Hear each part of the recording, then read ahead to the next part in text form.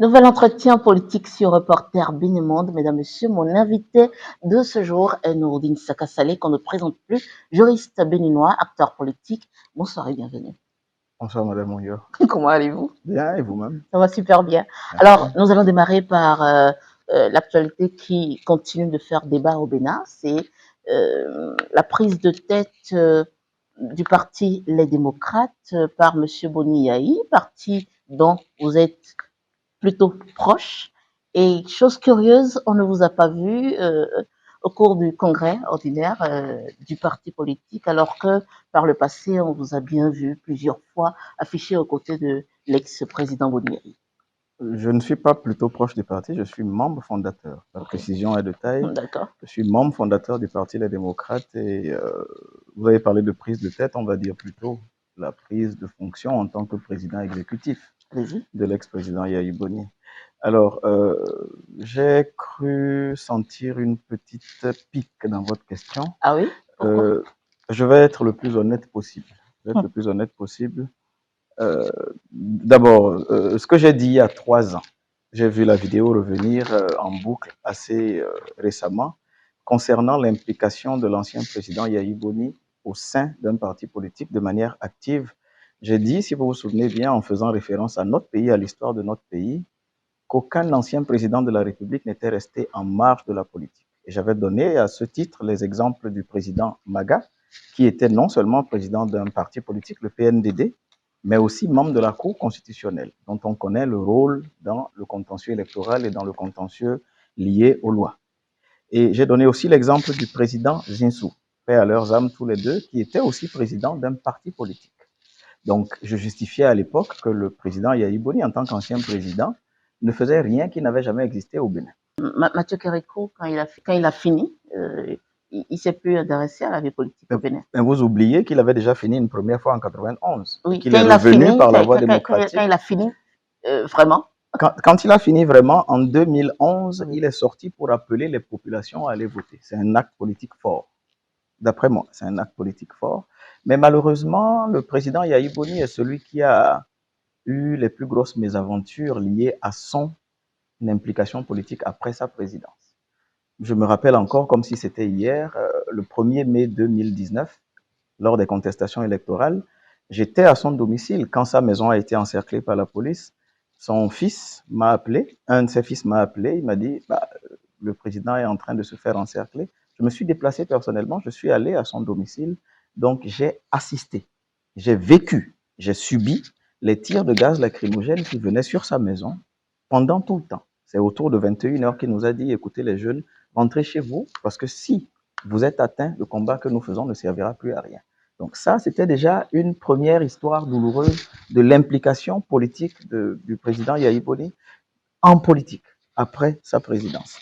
Après cela, vous vous rappelez encore de triste mémoire l'épisode des 52 jours d'arrestation à domicile, d'assignation à domicile. Donc je pense que malheureusement, contrairement aux 3 autres anciens présidents, y compris le président Soglo, je ne l'ai pas oublié, il a été président de parti et bras armé de campagne du président Talon en 2016 aussi. Ça, vous ne l'avez pas oublié.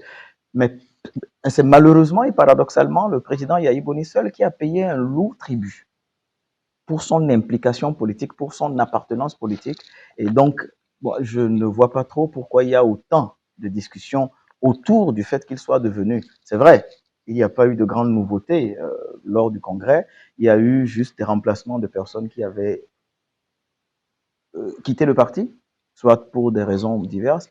Mais le président Yahi Boni, de son rôle de président d'honneur, est devenu le président exécutif du parti. Donc, les interprétations, elles peuvent être diverses, elles peuvent être ce qu'elles veulent, mais je considère que c'est juste l'activisme politique du chef de l'État, de l'ancien chef de l'État.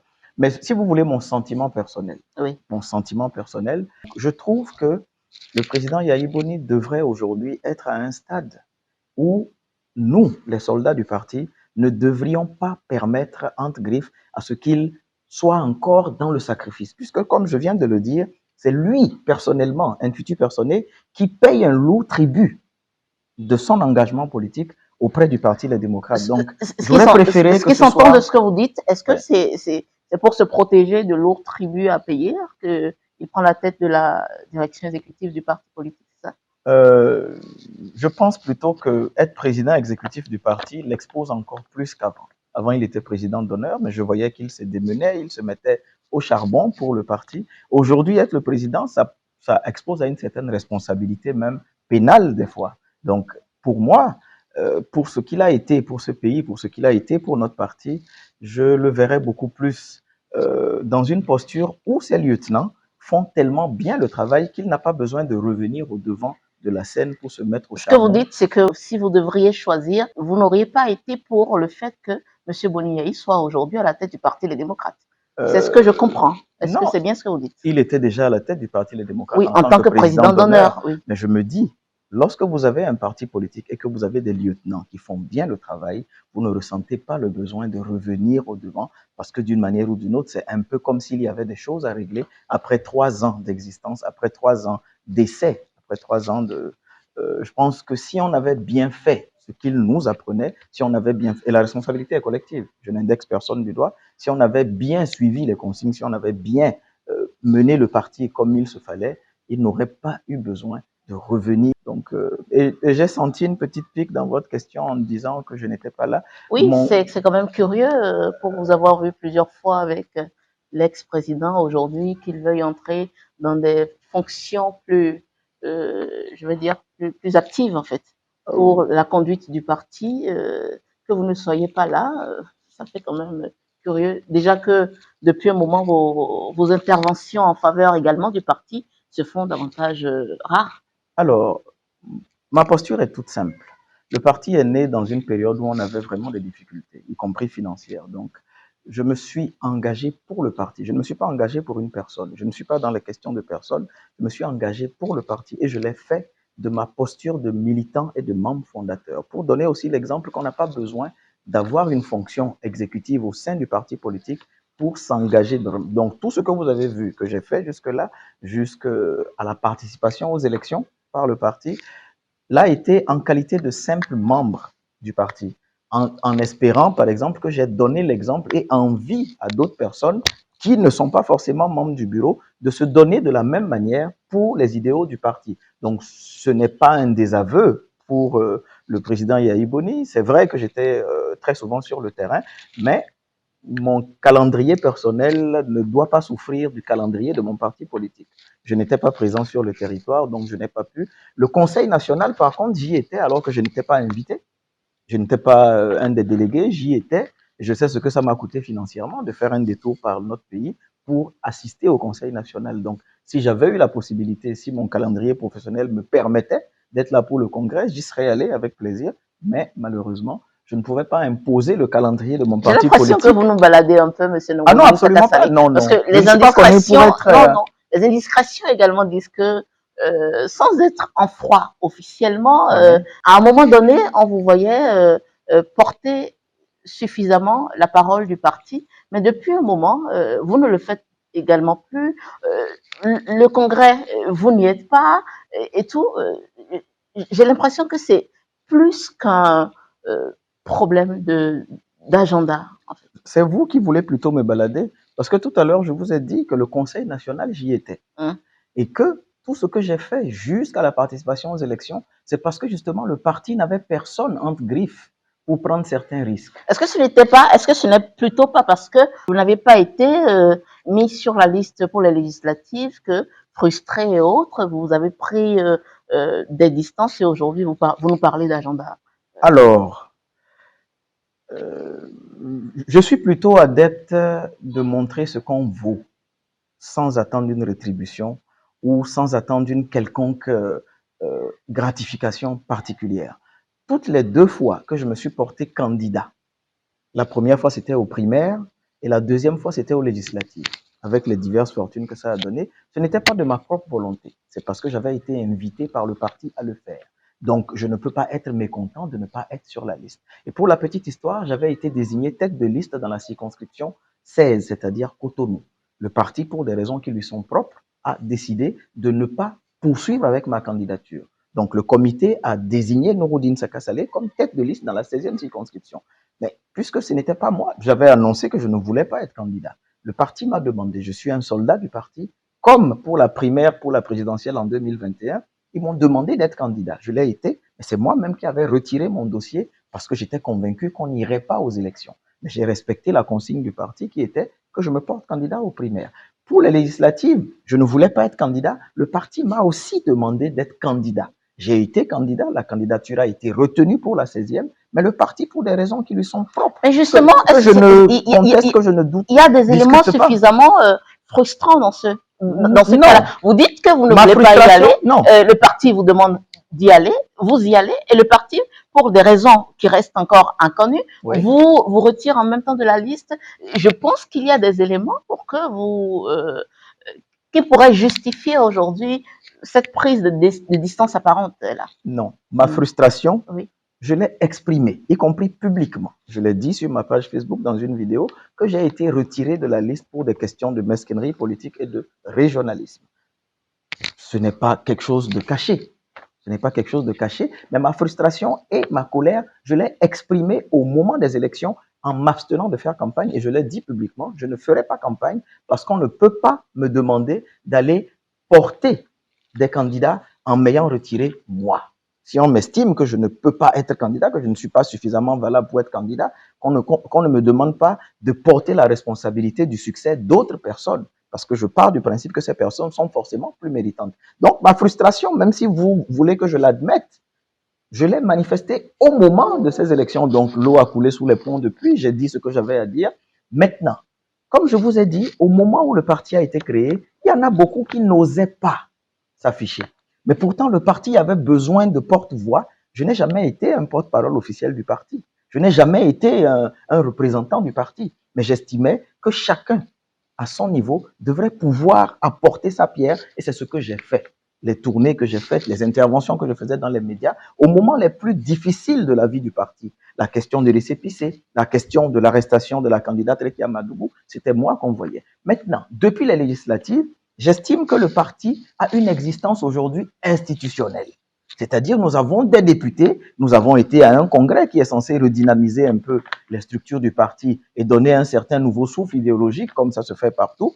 J'estime aujourd'hui que le parti a des représentants officiels, des porte-voix officiels. Pourquoi vous voulez que je continue à usurper les titres des autres ou à continuer à parler? Et en même temps, je vais vous dire, à titre personnel, il m'est plus agréable et il m'est plus convenable de rester dans la position de simple militant du parti. Parce que sinon, il y a des émissions qu'on a faites ensemble avec vous qu'on n'aurait jamais pu faire. Parce que si je suis membre d'un bureau de parti, je ne peux pas m'exprimer alors que je n'ai pas été connu grâce à un parti politique. J'ai pris le risque d'opiner sur certaines choses depuis que je m'exprime dans la République. J'aborde des sujets d'intérêt nationaux. Ce serait quand même un gâchis que je ne puisse plus parler parce qu'il faudra requérir l'autorisation préalable de mon parti parce que je voudrais faire ce que j'avais l'habitude de faire depuis toujours. Monsieur Nouroudine Sakassali, il y a, on a l'impression que parfois, quand ça vous arrange politiquement, vous endossez le rôle du membre du parti Les Démocrates et que après, quand ça ne vous arrange pas, vous en distancez. Sinon, quel est l'intérêt pour un acteur politique avec beaucoup d'avenir comme vous, de prétester de ce que, oui, désormais, il y a des porte-paroles, des porte-voix du parti, et de s'en éloigner pour, après, utiliser le fait qu'on veuille rester libre pour opiner. Dans votre plan, finalement, est-ce que ça ne vous portera pas préjudice de ne jamais vraiment militer au sein d'un parti comme il faut? Alors, je vous remercie beaucoup pour le compliment, mais à ce que je sache, si je m'en tiens à ce que je viens d'expliquer, qu'est-ce qui m'a arrangé politiquement d'être membre d'un parti politique? Rien ne m'a jamais arrangé. Je n'ai jamais profité d'une rémunération en tant que membre d'un parti politique. Je n'ai jamais profité de quoi que ce soit. Finalement, c'est toujours mieux de faire cavalier seul? Non, ce n'est pas mieux de faire cavalier seul. Notre système institutionnel ne permet pas qu'on fasse cavalier seul. S'il y avait la possibilité de faire des candidatures indépendantes, et c'est peut-être une des faiblesses de notre système politique qui oblige à intégrer des partis ou qui obligeait à l'époque à créer un parti politique lorsqu'on veut aller à une élection. Je pense que aujourd'hui, on ne peut pas dire au regard de mon parcours que j'ai été arrangé d'être membre d'un parti politique. Mais dans le même sens, j'estime en fait que les partis politiques ne doivent pas tuer l'individu. On peut se sacrifier pour le groupe, Mais le parti politique ne doit pas tuer l'individu, ne doit pas tuer ce qu'est l'individu Est-ce que c'est un avant ego d'intégrer le parti surdimensionné que politique. vous avez qui ne vous permet pas de, euh, je ne sais pas, de suivre la discipline de groupe? Est-ce que finalement, on se lèvera un beau jour et on verra M. Nouroudine Sakassale dire que, bon, moi, puisque ça ne m'arrange pas trop d'être avec un parti politique, je crée mon parti politique pour mieux avancer? Je ne pourrais pas prédire le lendemain, je ne pourrais pas prédire l'avenir, mais jusqu'à présent, malgré ce que vous avez dit tout à l'heure, que j'ai été retiré de la liste, je suis resté membre du parti. Mais Donc, de quelle façon on voit bien? non, non. Comme j'ai dit tout à l'heure, et c'est peut-être un exemple que je veux donner même à nos aînés de la classe politique. Il faut savoir laisser la place aux autres. Il faut savoir laisser la place aux autres. J'ai tout ce que vous avez dit, je l'ai fait en étant simple membre. Je n'attendais pas de rémunération, je n'attendais pas. Donc, quelqu'un qui le fait en tant que simple membre, pendant qu'il y en a d'autres qui étaient tapis dans l'ombre et qui n'osaient pas s'afficher, vous ne pouvez pas reprocher à cette personne-là de faire cavalier seul. Au contraire, j'exposais ma poitrine pour le parti. Je me suis fait attaquer à plusieurs reprises ici par des hommes politiques. Je n'ai jamais vu le parti faire un communiqué pour dénoncer ces insultes qui ont été faites à ma personne. Donc, j'aurais pu, comme vous dites, quand vous parlez d'ego surdimensionné, quelqu'un qui a un ego ne va pas accepter d'être un militant fondu dans la masse d'un parti politique. J'aurais peut-être revendiqué et modestement, je ne pense pas que j'aurais souhaité avoir un poste au sein du bureau que je ne, sans l'obtenir. Depuis la création du parti, je vous ai dit tout à l'heure que le parti m'a demandé à 2 fois d'être candidat. Donc, je ne pense pas que modestement, même si ce n'est qu'un rôle de planton au sein du parti, si j'avais levé la main pour l'avoir, je ne pense pas que je ne l'aurais pas eu. Donc, il n'est pas question d'ego surdimensionné. Au contraire, ma présence dans le parti, mon effacement dans le parti n'est pas un signe d'ego surdimensionné, mais plutôt un signe d'effacement de ma personne pour permettre à d'autres personnes de montrer. On est plus de 1600 membres fondateurs. Donc, il y a autant de personnes, autant d'individualités qui peuvent aussi briller. Vous parlez d'individualité, j'en profiterai pour parler de guerre de leadership au sein du parti Les Démocrates. Est-ce que finalement, c'est entre autres raisons qui ont amené M. Boniaï à prendre la tête du parti en vue de la présidentielle de 2026? Vous aimez bien ce mot de guerre de leadership. Je pense que je vais botter en touche par rapport à cette question. Je vais vous dire que moi, je ne suis pas un homme de groupe, un homme de clan. C'est pour ça que pendant même tout ce qui se disait, j'étais à l'étranger, tout ce qui se disait sur la guerre de leadership, je n'ai jamais vécu ça personnellement, je ne l'ai jamais vu moi-même. J'ai évité de prendre des nouvelles pendant que le congrès était en train de se faire, vu que je n'étais pas membre du comité d'organisation, je n'étais pas non plus parmi les délégués qui allaient débattre de toutes ces questions-là. J'ai évité d'appeler parce que je ne voulais justement pas prendre le risque d'être influé. J'ai évité et j'ai constaté comme vous que le président Yahi est devenu le président exécutif du parti. Pourquoi? Je le constate comme simple militant, comme simple soldat du parti, sans ego surdimensionné, comme vous dites. Je l'ai constaté qu'il est président. Pour moi, un congrès, c'est comme un remaniement ministériel. C'est-à-dire, on donne un nouveau souffle idéologique à un parti politique, on enracine l'idéologie, on enracine le parti pour des conquêtes un peu plus grandes. Donc, j'attends de voir, je veux me bercer dans cet espoir-là que le parti veut nous mener quelque part de beaucoup plus grand, de beaucoup plus important, avec la nouvelle dynamique qui a été apportée à la tête du parti, sachant que les têtes du parti n'ont pas changé. Le bureau n'a pas changé. Il y a juste eu un réaménagement technique, comme ça se dirait pour un gouvernement. Les mêmes personnes sont encore là. Donc, il n'y a pas... c'est un travail de groupe, c'est un travail d'ensemble. Donc, j'estime qu'il n'y a pas à considérer que lui, il fait mieux que celui-là ou que celui-là est plus méritant qu'un autre. Vous espérez mieux de la nouvelle nomenclature du parti? J'espère juste que le parti soit beaucoup plus réaliste dans ce qui nous attend. C'est-à-dire que je constate qu'il y a beaucoup de mise en avant de personnes, alors que nous sommes le parti qui subit le plus les lois dans le pays. Nous sommes le parti qui subit le plus les décisions administratives. Donc, j'attends beaucoup plus de voir, par exemple, que certains sujets sont anticipés, que certains sujets sont mis sur le devant, plutôt que de se retrouver à 2 ou 3 mois en train de parler de certaines choses qu'on aurait dû évoquer et évacuer dès le début. Je vais vous prendre quelques exemples. Allons-y rapidement. On a eu le temps d'éprouver en fait la politique au Bénin. On a eu le temps de savoir que, par exemple, la question du quitus fiscal a été un problème pour 2023. Qu'est-ce qu'on en fait? Et à la veille de 2026, le même problème sera encore présent. Qu'est-ce qu'on en fait? Je vais vous donner mon exemple.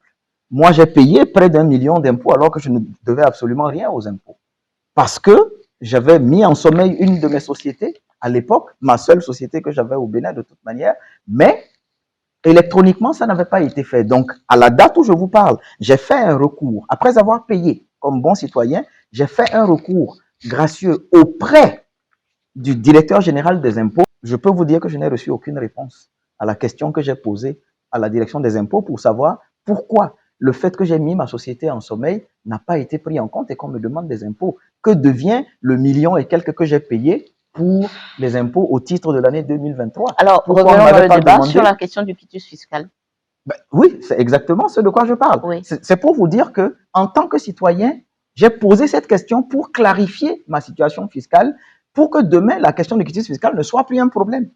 Mais jusqu'à la date où je vous parle, je n'ai pas eu de réponse. Donc, est-ce que le parti, puisque j'ai l'impression qu'il y a une frange de la classe politique qui n'a jamais de problème au niveau électoral, mais nous en avons toujours. Donc, si nous sommes conscients de cela, pourquoi nous ne prenons pas le devant des choses? J'entends beaucoup de discours des problèmes de personnes, j'entends beaucoup ci, j'entends beaucoup ça, mais je ne vois pas certains problèmes. Prendre le devant des choses en faisant quoi concrètement?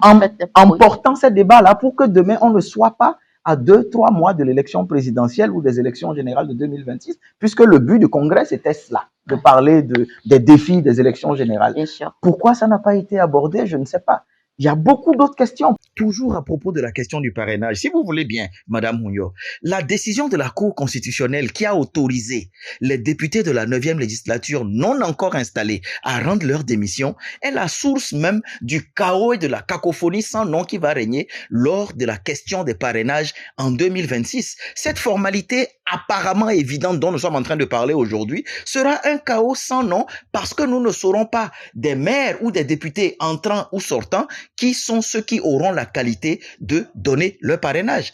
À défaut d'une révision de la Constitution qui va enlever le parrainage ou d'une révision du code électoral qui va réaménager les dates des différents scrutins municipaux, législatifs et présidentiels, ou alors à défaut d'un revirement de jurisprudence, nous ne saurons pas qui sont les personnes habilitées à donner le parrainage. Et j'espère de tout cœur que les députés qui sont les seuls à pouvoir changer la donne sont sérieusement en train d'y penser. Mais quand on prend par exemple la loi sur le système partisan, je vous donne un exemple très simple. Et aujourd'hui, d'aucuns disent que finalement, que la réforme du système partisan est un gros échec. Ça, je l'ai dit depuis 2018, quand la réforme a été... Je le maintiens toujours. Je vous donne un autre exemple. Qu'est-ce qui me donne aujourd'hui la garantie que je suis membre fondateur du Parti des démocrates? Est-ce que je peux aujourd'hui aller vérifier au ministère de l'Intérieur que je suis membre du Parti des démocrates? Vous n'avez pas votre carte de membre? Non. Qu'est-ce qui m'en donne la garantie? C'est ce que le parti me dit. Oui. Est-ce qu'aujourd'hui la loi... Vous devriez avoir votre carte de membre.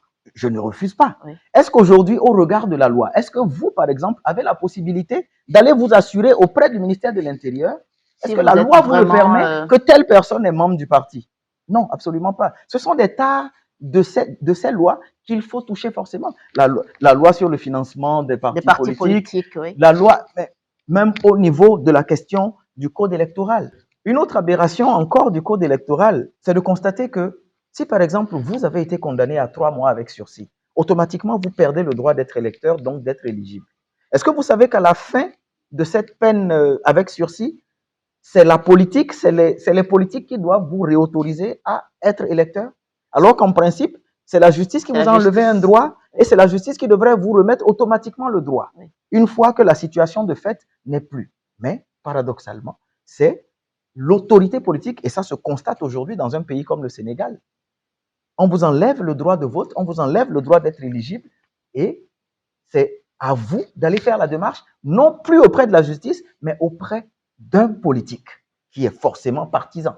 Donc, il y a beaucoup de ces choses-là que je pense que, et je pense que c'est tous les acteurs de la vie politique, même si on peut considérer qu'il y en a certains qui ont des passe-droits, on peut considérer qu'il y en a certains autres qui ne peuvent que subir des tracasseries, c'est toute la classe politique qui est concernée par cela. La réforme du système partisan, on constate qu'elle a été, moi je dirais pas un échec, c'était un plan savamment orchestré depuis toujours. Parce qu'on voit très bien, tous les jours, vous entendez que les membres d'un parti A sont allés dans un autre parti B au sein de la même obédience politique de la mouvance. Donc pour moi, ça foule au pied complètement tout ce qu'on nous a vanté et j'estime que c'est le moment. On est dans une période aseptisée.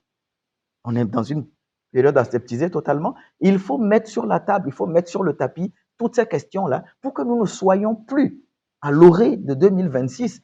Et j'espère qu'on sera tous là. On parle des histoires de personnes, qu'on ne soit plus en train de parler de ces questions-là. Et je pense qu'au Parti des démocrates aujourd'hui, on a beaucoup de challenges. Notre candidate est encore en prison. On ne devrait pas être en train de parler de quelque chose prioritairement à sa situation carcérale avec les autres. Donc je pense que les égos de personnes, les problèmes de personnes devraient laisser place à de sérieux problèmes dont il faut débattre, qu'il faut amener à la base, qu'il faut amener à la population. Et j'estime aujourd'hui que le parti, étant en train de se normaliser, devrait le faire avec beaucoup plus d'éclat qu'avant. À l'époque, comme vous avez dit, on était quasiment 2 ou 3 à prendre la parole sur le parti. Aujourd'hui, vous avez des Aujourd'hui, il y en députés. a beaucoup, il y a 28 députés. Et je suis triste de ne pas entendre certains sujets. Je me dis, bon, il ne faudrait pas que ce soit les mêmes personnes qui abordent certains sujets, parce qu'il y a autant de têtes que de talents au sein d'un parti politique. Quelles sont vos appréhensions pour 2026? Personnellement, je n'en ai aucune. Je me dis, on est tous humains, on ne sait même pas qui d'entre nous sera là en 2026. On ne sait même pas. Et aujourd'hui, nous sommes dans une espèce de turbulence institutionnelle, même autour de nous, dans les pays autour de nous. Personne ne sait de quoi sera fait demain sur le plan institutionnel dans nos pays. Personne ne sait. Des turbulences exogènes à notre pays peuvent avoir une influence sur nous. On a vu la crise au Niger impacte durement notre économie. Peut-être qu'on va se retrouver avant même 2026 à devoir nous asseoir, non pas pour des questions politiques, mais pour un sursaut social, un sursaut populaire, pour régler certaines questions, parce qu'à la mesure à laquelle les choses vont, il se pourrait qu'on soit durement impacté par ce qui se passe en dehors de nos pays, en dehors de notre pays. Mais puisque nous n'évoluons pas en vase clos, nous sommes interpellés sur ce qui se passe et je vois les positions qui sont prises par notre pays dans certaines crises. Peut-être que 2026 va nous trouver en une seule famille politique, on ne sait pas. Peut-être que 2026 va nous trouver peut-être dans une situation de crise où on sera obligé de se dire, bon, écoutez, il faut mettre d'abord l'humain en avant de commencer à penser à des divisions, à tout ce qui a jalonné notre vie politique de 2016 jusqu'à présent. Avant de vous laisser partir, je ne manquerai pas quand même de vous poser la question. Pour qui sait vos liens avec M. Olivier Bokor? Aujourd'hui, il se suscite grandement sa candidature pour la présidentielle de 2026. Est-ce que M. Nouroudine Saka Saleh, M. Olivier Bokor vont toujours se regarder en opposant mouvancier ou est-ce que au nom des liens, il se pourrait des rapprochements? Pourquoi vous ne citez pas d'autres noms comme Romuald Wadagni? Pourquoi vous ne citez pas d'autres Monsieur Romuald Wadagni a signé à la criette celui qui, enfin ceux qui ont voulu susciter sa candidature. Et le seul autour de qui plusieurs activités se font, c'est Monsieur Olivier Bokor. Alors, Olivier Bokor et moi, nous avons des relations personnelles qui n'ont pas changé depuis lors. Et nous avons aussi des positionnements politiques qui n'ont pas varié depuis lors. Donc, ça n'empêche pas qu'on se voit, qu'on se parle, qu'on se taquine des fois. Ça n'empêche absolument rien. C'est pareil pour les autres. En tant qu'acteur politique, quel regard, comment est-ce que vous appréciez tout ça? Comment est-ce que j'apprécie le fait que sa candidature soit suscitée? À l'horizon de 2026. Comme dans mon parti, j'observe. Et vous voyez... vous seriez candidat? Toutes les fois que j'ai été candidat, c'était à la demande de mon parti. Donc, pour le moment, je n'ai pas encore levé la main personnellement pour émettre une ambition personnelle. J'estime que quand on appartient à un groupe politique, on attend le mot d'ordre de ce parti politique. Donc, pour le moment, quand je vois les suscitations, je me dis, bon, il y en a qui ont le droit de le faire et d'autres n'ont pas le droit de le faire. Je me dis peut-être que si vous n'entendez pas ça du côté de l'opposition, c'est peut-être parce que l'histoire nous a suffisamment renseigné que l'opposition a beaucoup plus de tracasseries qu'autre chose. Pour la petite histoire, la candidate de l'opposition, les deux candidats issus de l'opposition sont aujourd'hui en prison. Et c'est de nature à rendre frileuse plutôt, toute personne. Est-ce que ce n'est pas parce que jusque-là, l'opposition n'a pas de candidat comme il faut qu'on assiste à cela? Est-ce que vous pensez, comme certains, que la mouvance n'a pas de candidat non plus? La réforme du système partisan montrera encore une fois ses limites et qu'un outsider nous viendra d'où l'on ne sait pas, pour venir à la tête du pays. Alors, la mouvance n'a pas de candidat non plus, hein, à ce que je sache. Là, on a des suscitations de Il y a des candidature suscitations, déjà à ça peut se l'égard. faire assez facilement. On peut faire la même chose hein, dans les partis d'opposition, ça peut se faire, mais peut-être qu'on est un peu mieux discipliné. C'est peut-être pour ça que vous n'entendez pas ça et là, des suscitations de candidature, mais sinon ça peut se faire partout. Maintenant, pour qu'un candidat de l'opposition, j'ai l'impression qu'il y a beaucoup plus de méthodes et de convergence au niveau de l'opposition pour que ce soit plutôt au moment où les questions. Et je me dis, peut-être qu'ils sont dans la même verve que moi, dans le sens de privilégier d'abord d'évacuer certains problèmes avant de commencer. Peut-être que ceux qui font les situations de candidature savent d'office qu'ils n'auront jamais de problème de quitus fiscal, qu'ils n'auront jamais de problème de poursuite judiciaire qui les empêche d'avoir certaines pièces, ou de parrainage. Le parti aujourd'hui, les démocrates, peut en avoir. Qui sait? Personne ne sait l'avenir, on ne sait pas ce qui peut se passer demain. Donc bon, je pense qu'on est dans un pays libre et démocratique. S'il y a des personnes qui estiment que X ou Y est mieux habilité à conduire les destinées du pays, mais sinon, moi, j'estime que quand on a un parti politique, ce n'est pas pour aller chercher un outsider comme candidat, auquel cas, il vaut mieux fermer le parti politique et considérer en fait que nous sommes... Mais c'est ce qu'on a fait avec Mme Rekia Madougou. Rekia Madougou était membre du parti. Elle était membre du parti, on ne l'avait jamais vue. Ben, et on n'avait aucune garantie qu'elle était véritablement membre du parti. Qu'est-ce que vous appelez véritablement membre du parti? Un sympathisant, un membre adhérent? Je vous ai dit tout à l'heure que je ne peux pas vous dire avec certitude que je suis membre fondateur du parti parce que la loi ne me permet pas la possibilité d'aller demander des comptes au ministère de l'Intérieur. Comment vous savez, avec quelle arrogance vous pouvez dire aujourd'hui que Rekia Madougou n'était pas membre du parti? Donc, je pense que vous embouchez une trompette qui a été utilisée entre-temps. Elle est membre du parti, elle a été désignée candidate du parti. Je pense qu'il faut s'en tenir à ça et plutôt penser à sa situation carcérale plutôt que de penser à chipoter sur... Non, je ne chipote sur rien. Je dis, est-ce que finalement, on ne nous enverra pas à la tête, enfin sinon, comme leader, candidat déclaré de l'opposition, enfin du parti des démocrates, quelqu'un qu'on n'a pas vu actif.